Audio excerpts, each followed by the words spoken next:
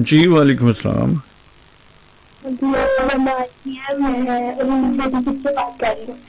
एक मिनट दोबारा दसो। जिन्हों ने गल की उन्हों की छोटी सिस्टर आयशा ने गल की तो घर वाले ने कोई ना नहीं रखा छोटी सिस्टर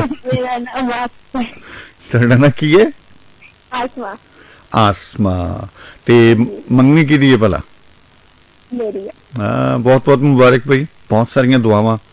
कि रब सोना तुहाडे वास्ते बहुत सारिया खुशियां लिया पे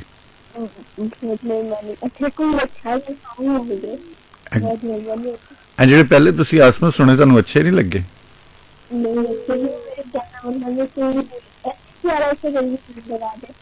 प्यारा सा ला दीजिए